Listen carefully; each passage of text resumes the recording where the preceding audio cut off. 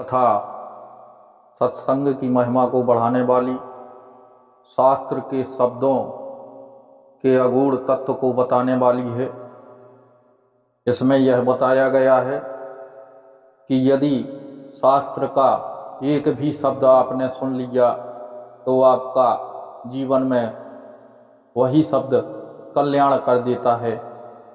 तो इस कथा को अंत तक सुने, जिससे आपको पूर्ण लाभ प्राप्त हो सके और हमारा प्रयास सफल हो सके। एक बार एक चोर मरने वाला था। तब उसने अपने पुत्र को बुलाया और बोला, बेटा, मेरी 2 इच्छाएं हैं जिनको मेरे मरने के बाद आप पूरा करना। बेटा बोला, पिताजी बताइए, मैं उनको अवश्य पूरा करूँगा।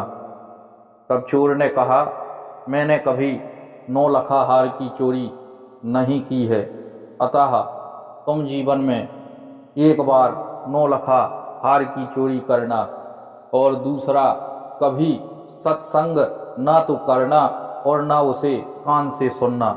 यदि कहीं सत्संग होता हो, शास्त्र का वाचन होता हो, तो अपने कान बंद कर लेना।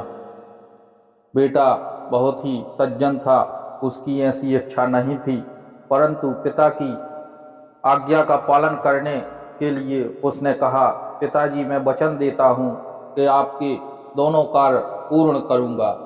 इसके बाद वह पिता जो चोर था वह खत्म हो गया। कुछ समय बाद उसका जो पुत्र था वह एक राजा के राज्य में चला गया। राजा के राज्य में घूमने फिरने की पूर्ण स्वतंत्रता थी। यह चोर का जो लड़का था, यह वहाँ पर अतिथि बन करके दिन भर घूमता रहा, और रात्रि में जब इसको मौका मिला तो रानी का 9 लखा हार चुरा लिया। क्योंकि वह अतिथि था तो राजा अतिथियों का सत्कार करते थे। उन्होंने कहा कि आप भोजन कर लीजिए। तब वह बोला, मैं स्वयं पाकी हूँ, अपने हाथ से ही बना करके भोजन करता हूँ। तो उसे आटा उपलब्ध कराया और सब्जी भी राजा ने उपलब्ध करवाई। तब उसने आटा गूंथा और आटा में वह 9 लखा हार रख दिया और सोचा कि घोड़े को खिला दूं। उसने घोड़े को खिला दिया और कहा कि जब यह लीद करेगा तो यह 9 लखा हार मुझे प्राप्त हो जाएगा। सुबह उठते ही वह राज्य से तुरंत 4 बजे ही निकल पड़ा। राज्य से निकलने में 1 घंटा की रास्ता थी। वहीं राज्य में एक काली का मंदिर था, वहां सत्संग हो रहा था। दरवाजा खोलने के लिए वह चोर घोड़े से नीचे उतरा और वहां पर काली जी के मंदिर में सत्संग हो रहा था। उसको जैसे ही सत्संग सुनाई दिया, उसने अपने दोनों कान बंद कर लिए, लेकिन जैसे ही जमीन पर उतरा तो उसको एक कांटा लग गया। कांटा निकालने के लिए एक हाथ से जैसे ही उसने कांटा निकाला तो उसके कान में एक शब्द सुनाई दिया सत्संग का, कि देवताओं के प्रतिबिंब नहीं होते हैं, अर्थात देवता की परछाई नहीं होती है। यदि देवता दर्पण के सामने खड़े हो जाएं तो वह दर्पण में दिखाई नहीं देंगे। इतना सुनते ही उसने कान बंद कर लिया कि और ज्यादा मैं सत्संग न सुन लूं। इतने समय में राज्य में हार चुर गया है, इसकी जानकारी चारों ओर फैल गई। मंत्रियों ने कहा कि जो भी चोर होगा वह ज्यादा दूर तक नहीं निकला होगा, इसलिए जो भी सबसे पहले गेट से बाहर निकलेगा उसी ने चोरी की है। तो जैसे ही सिपाही दौड़े और देखा तो यह जो चोर था यह पकड़ा गया।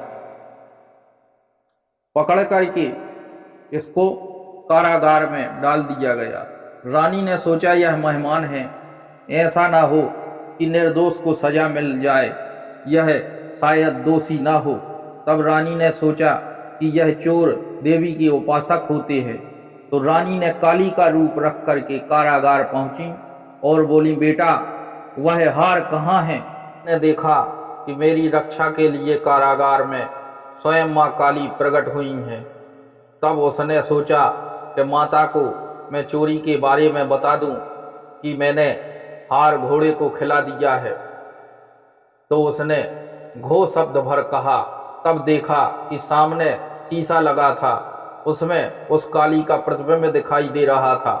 तब उसे सत्संग की बात याद आ गई कि देवताओं के प्रतिबिंब नहीं होते हैं। तब वह समझ गया कि यह कोई बनावटी देवी बनी हुई है, यह देवी नहीं है।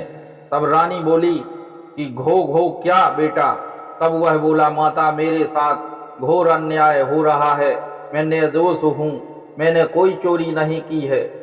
तब रानी ने राजा से कहा कि वह अतिथि है और वह निर्दोष है, उसे छोड़ा जाना चाहिए।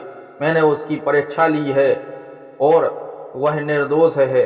तब उसको छोड़ दिया गया।